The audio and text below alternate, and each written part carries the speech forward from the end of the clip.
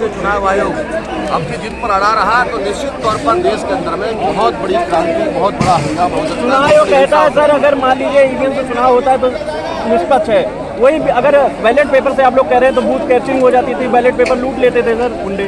चुनाव आयोग से आज की तारीख में जो वर्तमान में इलेक्शन कमीशन ऑफ इंडिया है, कमिश्नर साहब, उनको पुराना सेशन अपने ही इलेक्शन कमिश्नर को टीएन सेशन के कार्यकाल को याद करना चाहिए। वो उनके सेशन के अंदर में एक भी कोई भी बूथ कहीं पर कैप्चर नहीं हो पाया। ट्रांसपेरेंट इलेक्शन हुआ था उस समय, तो इससे उनको सीख लेना चाहिए। तो ये तो केवल अफवाह पूरी है। इसका मतलब अगर वो लॉ एंड ऑर्डर को मेंटेन नहीं कर सकते, इसका मतलब वो इस देश में उस पद पर रहने के लायक नहीं है। अगर जो चुनाव आयोग जो मशीनरी, जो भी चुनाव आयोग की मशीनरी है, वो देश के अंदर में लॉ एंड ऑर्डर को मेंटेन नहीं करा सकती है चुनाव के अंदर में, इसका मतलब है वो उस पद पर रहने के लायक नहीं है। तो क्यों नहीं कर पाते भाई? टीएन सेशन साहब ने करके दिखाया ना।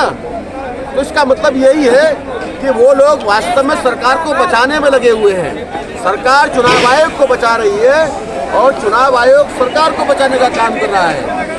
आज की तारीख में चुनाव आयोग से ये उम्मीद भारत की प्रजा को नहीं थी। सर इतना बड़ा प्रोटेस्ट हो रहा है, लेकिन अभी भी देखने को मिला कि एक भी नेशनल लेवल की जो पार्टियां हैं, विपक्ष की पार्टियां हैं, वो लोग आप मोहम्मद मेश्राम को समर्थन देते हुए नजर नहीं आई। सारे देश की पार्टियां समर्थन में हैं और पहले भी 21 पार्टी के लोगों ने बैलेट पेपर से चुनाव कराने के लिए मांग किया है चुनाव आयोग को। ममता बनर्जी हो, चाहे अखिलेश यादव जी हो, चाहे एनसीपी के शरद पवार साहब हो, इन तमाम नेताओं ने उस समय चंद्रबाबू नायडू जी के साथ में 21 दलों के साथ में तमाम ब्यूरोक्रेट्स ने भी इस बात के लिए मांग किया। सीनियर आईएएस ऑफिसर जो रिटायर्ड है उन्होंने भी कहा। तो ऐसा नहीं है कि इस देश में मांग नहीं उठ रही है। अब तो ये अंतिम लड़ाई है, ये आर पार की लड़ाई है।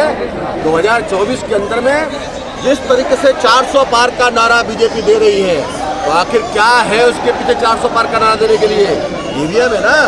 तो ये ईवीएम मशीन अब रहने वाली नहीं है। देश के अंदर में जिस तरीके से जनता के अंदर में जो जनाक्रोश है, ये अभी बढ़ने वाला है। ये शुरुआत भर है, आज से केवल शुरुआत हो रही है। जी बहुत बहुत धन्यवाद।